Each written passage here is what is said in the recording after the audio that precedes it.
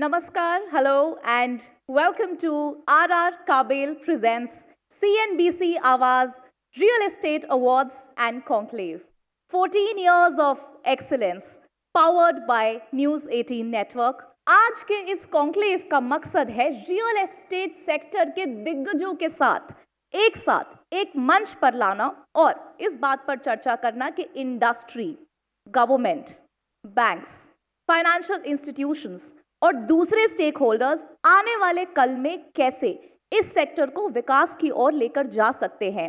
मैं बुलाना चाहूंगी सीएनबीसी आवाज के real estate editor Vipin Bhatt को कि वो मंच पर आए और इस खास शाम का आगाज करें। संक्षिप्त सी बात रख देता हूं, फिर कार्यक्रम की शुरुआत करेंगे। Real estate award and conclave जैसा कि नाम में ही शामिल है, तो अवार्ड्स भी हैं और साथ में रियल एस्टेट की चर्चा भी है।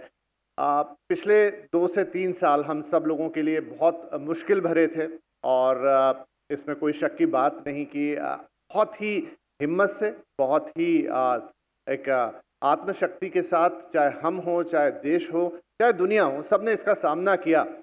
तो जैसा कहते हैं कि आपदा में ही अवसर होता है, तो वैसे ही ये जो कोरोना के 3 साल गए थे, तो वो बड़ी आपदा जिसमें से हमने से कईयों ने तो अपने जीवन में शायद ऐसा पहले कभी कुछ देखा नहीं, लेकिन वही अवसर बन के आया और ख़ास तौर पे रियल एस्टेट के लिए वो एक अवसर बन के आया।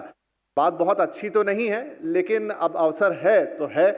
हुआ क्या, आई थिंक लोगों की सोच बदली उस चीज़ के लिए जिसकी आवश्यकता तो हमेशा से है, रोटी कपड़ा और मकान। तो मकान हमेशा से हमारी नीड है, घर सबको चाहिए, लेकिन घर की जो वैल्यू हमें इस समय समझ में आई कि भाई एक घर, एक सुरक्षित आशियाना कितना ज़रूरी है, वो शायद पहले कभी था नहीं। क्योंकि पिछले 8-10 सालों में रियल एस्टेट में थोड़ी थ्योरी बदल सी गई थी। जो नए लोग थे, मिलेनियल्स जनरेशन या उसके बाद की जनरेशन, उनको ये लगता था कि भाई घर में इतने लाखों रुपए का निवेश क्यों करना, हम थोड़ा एक्सपीरियंस लेंगे, घूमेंगे, दुनिया घूमेंगे, दूसरी चीज़ें खरीदेंगे, लेकिन घर में निवेश नहीं करेंगे। तो शायद कोरोना महामारी में यही हुआ कि जब हम घर में रहे तो हमें घरों की अहमियत समझ में आई और निवेश के लिए नहीं, अपनी आवश्यकता के लिए एक बार फिर कोई भी जनरेशन हो घर की तरफ मुड़ गई। तो चलिए आज की शाम की शुरुआत भी हम करते हैं और बहुत सारी बातें हैं जो हम करना चाहेंगे, लेकिन इसीलिए इन अवार्ड्स में हमने कॉन्क्लेव नाम का एक शब्द जोड़ दिया है कि रियल एस्टेट में चलिए सम्मान तो कर दिया अच्छी चीज़ों का, लेकिन क्या रियल एस्टेट में सब कुछ अच्छा है?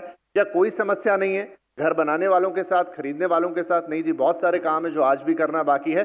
तो इस मंच से उन्हीं का जिक्र होगा, उन्हीं पर हम चर्चा करेंगे और यकीन मानिए अगले 1.5 से 2 घंटे आपको बहुत मजा आने वाला है और बहुत अच्छा लगेगा। तो एक बार फिर से आप सभी का बहुत बहुत स्वागत। धन्यवाद विपिन, हमें इन सब बातों से रूबरू कराने के लिए। और आगे बढ़ते हैं। अब मैं मंच पर आमंत्रित करना चाहूंगी RR काबेल के मैनेजिंग डायरेक्टर श्री गोपाल काबरा को आज के वेलकम एड्रेस के लिए। जयपुर के सभी बिल्डर भाइयों, सीएनबीसी की टीम, RR काबिल की टीम, मैं आप सभी का RR काबिल की ओर से और व्यक्तिगत रूप से आप सभी का स्वागत करता हूँ। ये रियल एस्टेट अवार्ड हमने चालू क्यों किया, इसके पीछे एक भूमिका मैं आपको बताना चाहता हूँ। वैसे हमारा रियल एस्टेट के साथ बिजनेस बहुत कम है, यानी हमारे ग्रुप का टर्नओवर आज जो 14,000 करोड़ का टर्नओवर है ऐसे ग्रुप का टोटल, उसमें सिर्फ मात्र 5% बिजनेस डेवलपर के साथ में है। जब ये हम 23 साल पहले RR काबिल की स्थापना हुई और 21 साल पहले RR पार्कों की स्थापना हुई, तब ये देखा गया कि इस कैटेगरी का एक सम्मान होना चाहिए, इनकी एक क्रेडिबिलिटी बननी चाहिए।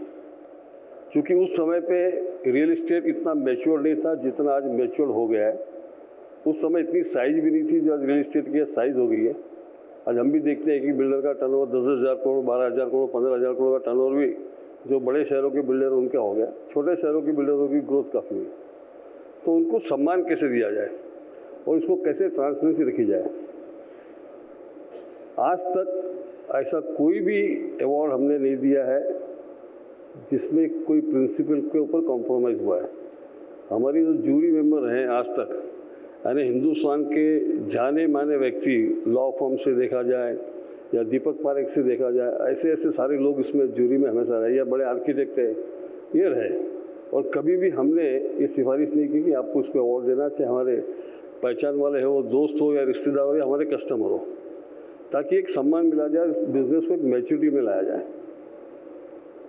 देखते ही देखते हम सब साथी लोग, बिल्डर भी आगे बढ़ गए, हम भी आगे बढ़े, और आज समय आ गया कि इसको जिन जिन को अवार्ड मिला है, आप उनकी अगर ग्रोथ देखेंगे तो बहुत अच्छी रही। हमारे प्रोग्राम में हमने लाइफ टाइम अचीवमेंट अवार्ड में एडी गोदरेज खुद हमारे अवार्ड फंक्शन में आए हैं, सापुर जी पालन जी खुद हमारे अवार्ड फंक्शन में आए हैं, LNT के AM नाइक जो चेयरमैन हैं वो खुद इस फंक्शन में आए, ताकि इससे साबित होता है कि ये वाकई में जो अवार्ड हम कर रहे हैं, इस अवार्ड के पीछे कोई कमर्शियल उद्देश्य नहीं है और इसको हम और आगे बढ़ा देना चाहते हैं। बहुत बहुत धन्यवाद श्री गोपाल जी। चलिए अब इस शाम को आगे बढ़ाते हैं और शुरुआत करते हैं पहले पैनल डिस्कशन के साथ, जिसका टॉपिक है India's real estate changing gears, recovery to growth. Discussion के साथ जहाँ पर हम बात करेंगे रियल एस्टेट सेक्टर की, अब जयपुर में बैठे हैं तो जयपुर की बात होगी, राजस्थान की बात होगी, लेकिन बात यहीं तक सीमित नहीं रहेगी। बात थोड़ी पैन इंडिया भी लेकर जाएंगे और कोशिश करेंगे कि समझें इस वक्त रियल एस्टेट की क्या नब्ज़ है, क्या हाल है और किस तरीके से हम यहाँ से आगे बढ़ने के रास्तों को देखेंगे। तो शुरुआत करते हैं। गुलाम साहब, शायद आप 2006-07 का जिक्र कर रहे थे जब जयपुर देश का सबसे महंगा रियल एस्टेट मार्केट हो गया था। मतलब चंडीगढ़, दिल्ली, मुंबई जो उस समय के किंग्स मार्केट थे, उनसे भी ये शहर आगे निकला था। फिर एक लंबी कहानी चली और आज का तो जिक्र करेंगे ही, लेकिन मैं उस दौर से आज के दौर में क्या बदला, संक्षिप्त में अगर आप मुझे बताएं जयपुर की जरा गरिमामय कहानी, तो फिर इससे हम पैनल की शुरुआत करते हैं। बहुत शुक्रिया विपिन जी। पहली चीज़ तो मेरे लिए बहुत बड़ा ऑनर, एक इज़्ज़त का मकाम है कि आज मैं आप लोगों के दरमियान मौजूद हूँ। ये वो शहर है जिसने आज से तकरीबन 15 साल पहले मुझे रियल एस्टेट में अपना एक मकाम बनाने का मौका दिया था और उसके लिए मैं आप सबका बहुत आभारी हूँ। ये वो शहर है जहाँ पर हमने इंफ्रास्ट्रक्चर को पहली बार परखा था और समझा था, और आज हम इस सेक्टर में इतनी आगे बढ़ चुके हैं, लेकिन जहाँ से शुरुआत हुई थी वो शहर है। तो ये शहर मेरे लिए एक बहुत ही ख़ास मकाम रखता है, दिल के बहुत करीब है, बहुत अजीज़ है। और इसका भी कारण, जहाँ मैंने शुरुआत की थी आज से कुछ, जैसा बता रहे थे विपिन जी, कुछ 16-17 साल पहले, शायद ये 2006-07 की बात है, जब मैं पहली दफ़ा यहाँ आया था तो सबसे पहले ये बताया गया था कि ये वो शहर है जहाँ मुल्क भर का सबसे हाईएस्ट ग्रोथ रेट देखा जा रहा है। और वो वक्त था जब हम आउटर रिंग रोड की प्लानिंग वगैरह में इन्वॉल्व थे, JDA के साथ हमारी बातचीत चलती थी, और जब हम फोरकास्ट कर रहे थे कि अगले 5 साल, 10 साल, 15 साल में रियल एस्टेट ग्रोथ कैसे होगा, तब ये बड़ा हमें बहुत कठिनाई हुई थी ये समझाने के लिए कि उस समय जो रेट 3,000-4,000 रुपये स्क्वायर फीट मकानों के जो हो चुके थे, वो आगे चल के किस प्रकार से ग्रो करेंगे। गुलाम साहब ने ऑलमोस्ट अपना दिल खोल के रख दिया जयपुर के लिए और एक पूरी कहानी बताई अब तक की। अशोक जी, ये तो हम लेके आए पिक्चर 2006 से, अब 2023 में है, और जैसा अभी गुलाम साहब ने जिक्र किया कि पहले, अब जब मुझे याद है जयपुर आते थे तो थोड़ा अंदर तक जाना पड़ता था, फिर होटल्स वगैरह। आज तो ड्राइवर ने बोला कि ये आ गया आपका होटल, मैंने कहा अरे अभी तो निकले थे। तो हाँ, प्रगति तो आपके शहर में हुई है। तो इंफ्रास्ट्रक्चर एक चीज़ और उसके साथ में रियल एस्टेट एक चीज़। मैं समझना चाहूँगा कि रियल एस्टेट में हम यहाँ कितना आगे बढ़े हैं। अजमेर रोड का नाम सुनते हैं, जगतपुरा का नाम सुनते हैं, बहुत सारी जगह का, लेकिन असल डेवलपमेंट कैसा हो रहा है? क्या ये होलिस्टिकली हो रहा है या वो 2-3 पॉकेट्स ही हैं जिनके नाम मैं बहुत पहले से सुन रहा हूँ, वही डेवलप हो रही हैं आज तक? जो आपने क्वेश्चन किया, जी जी, जिया ने जो बताया, मैं एक छोटा उदाहरण देता हूँ। अरोड़ा साहब यहाँ बैठे हुए हैं। कभी किसी ने सोचा कि एक सरकारी संस्थान, हाउसिंग बोर्ड पूरी देश में चल रहे हैं, सब जगह मकान बन रहे हैं, एक परसेप्शन ये होता था दिमाग में सरकारी है, पता नहीं क्या होगा, पहली मंजिल बन रही है, रहेंगे लोग। ये कहते थे एक तरफ मुक्का मारो दूसरी तरफ ईंट निकलती थी। लेकिन आज परसेप्शन आप ये देखिए, जब एप्लीकेशन निकाल रहे हैं ये 50 गुना ओवर सब्सक्राइब। एक LIG और EWS के मकान के लिए कभी किसी ने सोचा उसके लिए पूल, उस गेटेड सोसाइटी, उसके लिए एजुकेशन की सुविधाएं, सारी सिविल एमिनिटी जितनी होनी चाहिए वो उसके अंदर है, उसका मेडिकल का सेंटर उसके अंदर है, उसको ये महसूस नहीं हो कि मैं दुनिया में एक अलग तरीके से रह रहा हूँ। दूसरी बात, शहर का जो डेवलपमेंट पिछले 4 साल के अंदर हुआ है कुंजीलाल जी बैठे हुए हैं और मुझे ये कहते हुए भी खुशी हो रही है कि रात को 9 बजे तक ये दिमाग में चलता है कि जयपुर का विकास कैसे हो। जयपुर का भविष्य तो है। आज जो टूरिज़्म के हिसाब से देखा जाए तो भारत में जितने टूरिस्ट आते हैं, पैसे वाले टूरिस्ट हर जगह हर कैटेगरी आते हैं, उसमें 1/3 टूरिस्ट जयपुर आते हैं। जयपुर में और इकोनॉमी अलग अलग है। जैसे शादी होती है, जो ऑस्ट्रेलिया से लोग बाहर से आते हैं शादी, वो इकोनॉमी साल की 30,000 करोड़ रुपये की है। खाली ये लोग यहाँ पे शादी में आके जो रहते हैं, केटरिंग का बिल होता है, डेकोरेशन 30,000 करोड़ का वो है बिजनेस। तो बिजनेस यहाँ पे बहुत सारे अवेलेबिलिटी है। कुछ दिल्ली की प्रॉक्सिमिटी होने के कारण से वो क्या होता है ना, बड़ा भाई बहुत मजबूत होता है, छोटा भाई कमज़ोर हो जाता है, तो उसके कारण से यहाँ पे नहीं हुआ। चूँकि अब ये जो रोड की कनेक्टिविटी बढ़ रही है, जो गडकरी जी भी बोलते हैं, मोदी जी बोलते हैं कि दिल्ली से जयपुर 2 घंटे में पहुँच जाएंगे, वो बात अलग है। दिल्ली से निकलने में कितना टाइम लगेगा बात अलग है। लेकिन ये जैसे जैसे इंफ्रास्ट्रक्चर डेवलप होगा, आज हम लोग यही बात करते हैं गुलाम जी हम लोग कि जिस ढंग से डेवलप होगा इंफ्रास्ट्रक्चर, उस हिसाब से मार्केट का डायनेमिक्स और चेंज होगा। आज ये रोड बन गई, कल हाई स्पीड ट्रेन आ जाती है जयपुर की, तो लोगों का रहने का और आएगा।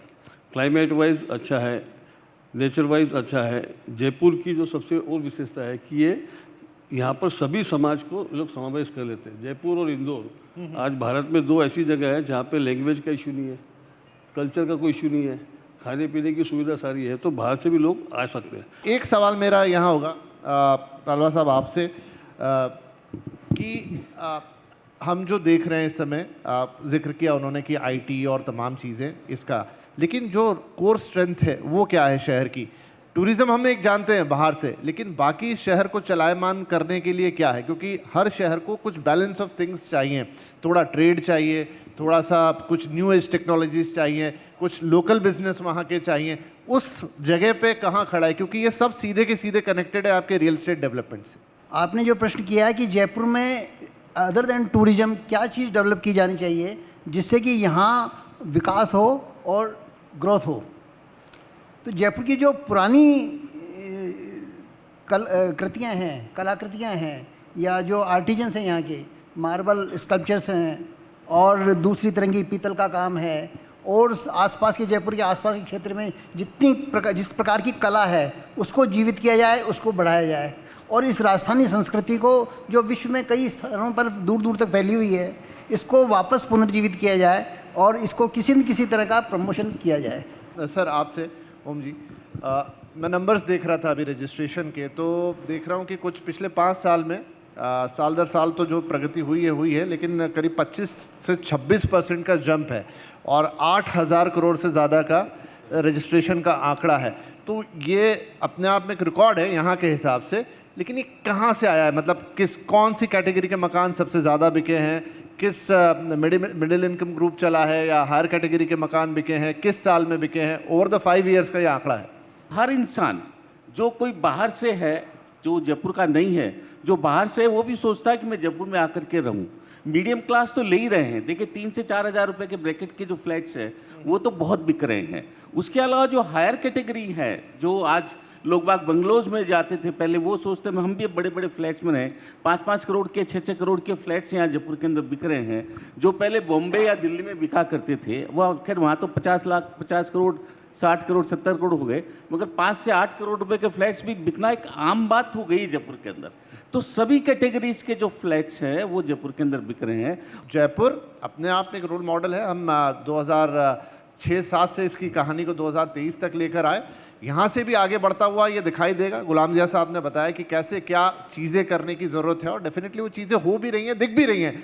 लेकिन अब कंपटीशन तो पूरे हिंदुस्तान के साथ है, तो आपका शहर उसमें कितना आगे भागता है, किस मुकाम पे खड़ा होता है, 3rd 4th आपने दिया। हम तो दुआ करेंगे कि 1 नंबर पे खड़ा हो। इसी शुभकामनाओं के साथ आप सबका धन्यवाद करेंगे।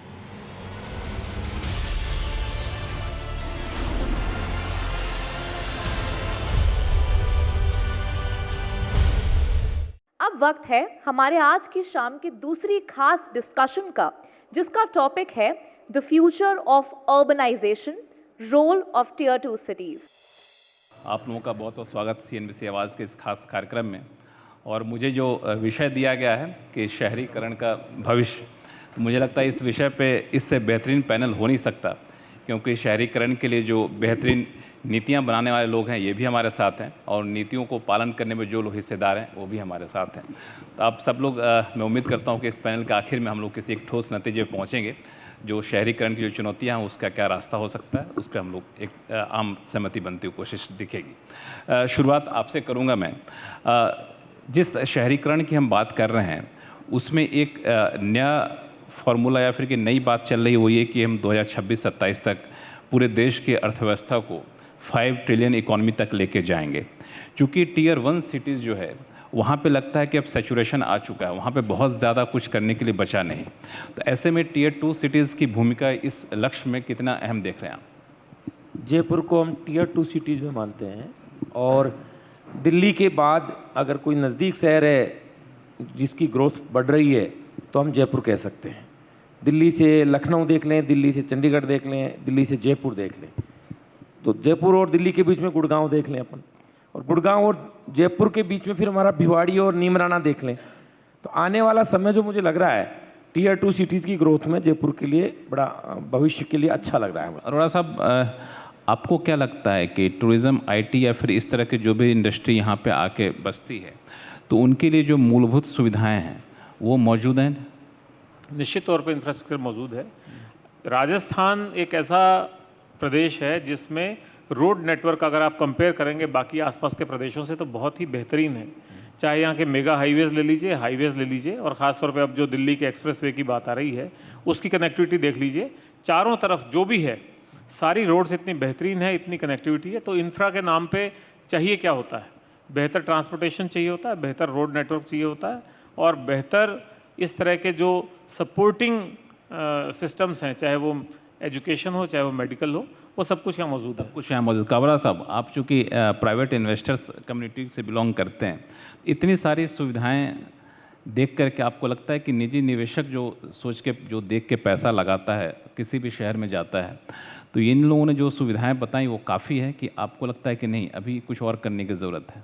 नहीं, सुविधा तो है, सारी अच्छी है, वातावरण भी है, लेकिन अगर समझो कोई इंडस्ट्री लगाना चाहता है तो 2 ऑप्शन होता है, या तो उसको रॉ मटेरियल मिले या कस्टमर मिले। तो राजस्थान में वैसे उस प्रकार के रॉ मटेरियल अवेलेबल नहीं है, पोर्ट की दूरी है, इसलिए आप देखेंगे इंडस्ट्री जितनी भी आ रही है हिंदुस्तान में, आप गुजरात चला जाता है, महाराष्ट्र चला जाता है, या आंध्र तेलंगाना जाता है, या अभी आजकल चेन्नई के बाजू में अपना जो तेलंगाना सिटी आ गई। तो मैन्युफैक्चरिंग का स्कोप यहाँ पे काफ़ी कम, फिर भी कुछ जगह है, अपना अलवर है, भिवाड़ी है, हम भी भिवाड़ी में नई फैक्ट्री में ज़मीन लिया, फैक्ट्री लगाएंगे वहाँ पे। तो भिवाड़ी तक तो ठीक है, लेकिन वो जयपुर में आते आते इंडस्ट्री के लिए ज़मीन सस्ती चाहिए, यहाँ ज़मीनों के भाव बहुत बढ़ गए। जिया साहब, एक सवाल आपसे है कि चूँकि पहले पैनल में सुन रहा था कि आपने जो चीज़ें ड्रॉ की, इंफ्रास्ट्रक्चर से जुड़ी, उसमें जयपुर से आपका लगाव काफ़ी ज़्यादा है। शुरुआत आपने शायद जयपुर से की, तो जयपुर से ही हम आगे बढ़ कर देखें तो जिन सुविधाओं का जिक्र इन्होंने किया, मीणा साहब ने, आपको लगता है कि ये सुविधाएं काफ़ी हैं कि कुछ और करने की ज़रूरत है? क्योंकि ये सुविधाएं मुझे लगता है पहले से हैं, रोड इंफ्रास्ट्रक्चर, राजस्थान से जुड़े हुए सीमाएं पहले से हैं, दिल्ली से दूरी जो आज से 10 साल पहले थी उतनी ही है, लेकिन जो हम लोग विकसित होता हुआ शहर देखना चाह रहे थे वो उतना दिखा नहीं। सहमत हैं आप? एक और चीज़ जिसका अब तक के एटलीस्ट आज की शाम चर्चा नहीं हुआ है, जो मुल्क में एक तरह का एक इनकलाब जो बना हुआ है, जो चल रहा है, वो है रोड्स और इंफ्रास्ट्रक्चर को लेते हुए जो warehousing. I am sure Kabra साहब इस चीज़ को बिल्कुल सेकंड करेंगे कि हमारा सबसे बड़ा दुर्भाग्य इस मुल्क का अब तक ये है कि आपका वेयरहाउसिंग एंड लॉजिस्टिक्स कॉस्ट तकरीबन 14 से 15% चलता है।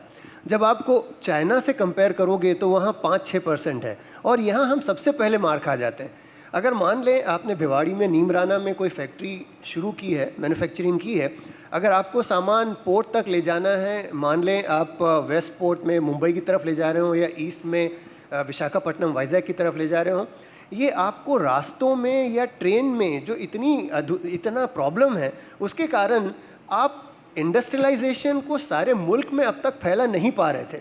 लेकिन जो आत्मनिर्भर भारत और इस तरह के जो मूवमेंट शुरू हुए हैं, और road development, transportation through Railways, ये एक बड़ा इनकलाब जो एक इंग्लिश में से कहते हैं परनिशियसली जो सतह के नीचे चल रहा है, जो ज़मीन फाड़ कर, धरती को चीर कर जब अगले चंद दिनों में, चंद महीनों में, चंद सालों में आपके सामने आएगा, तो आपको एहसास होगा कि जब टियर 2 शहरों की हम बात कर रहे हैं, इस मुल्क में हम अगर देखें तो टॉप के 7 या 8 के अलावा कोई शहर ऐसा नहीं है कि जहाँ पर शायद मैं अपने बच्चों को जॉब के लिए भेज पाऊँ। अगर इसी शहर से, आज विपिन से उसी बारे में बात हो रही थी कि हम अमेरिका अपने बच्चों को भेजते हैं कि वहाँ पे 25वें शहर में भी आपको भेजते हुए कोई दिक्कत नहीं है अपने बच्चों को, लेकिन इंडिया में आप 6ठे से 7वें शहर भेजना नहीं चाहोगे। लेकिन ये चीज़ इस तेज़ी से बदल रही है, अगले चंद सालों में वो वक्त आ रहा है इंडिया के पास कि जहाँ पर शायद अमेरिका के पेरेंट्स अपने बच्चों को यहाँ के 26वें शहर में भेजने में अपने आप में एक फ़ख्र महसूस करें। इसलिए आप सभी मेहमानों का बहुत बहुत शुक्रिया हमारे इस खास प्रोग्राम में शामिल होने के लिए। धन्यवाद। Thank you. आर काबिल और न्यूज़ 18 नेटवर्क ने साथ मिलकर फायर सेफ्टी के बारे में जागरूकता पैदा करने के लिए रियल एस्टेट अवार्ड्स प्लेटफॉर्म के इस मंच के माध्यम से शॉर्ट सर्किट से सुरक्षा कैंपेन की शुरुआत की है। तो अगले एपिसोड में देखिए इस टॉपिक पर एक चर्चा और साथ ही कुछ और झलकियां।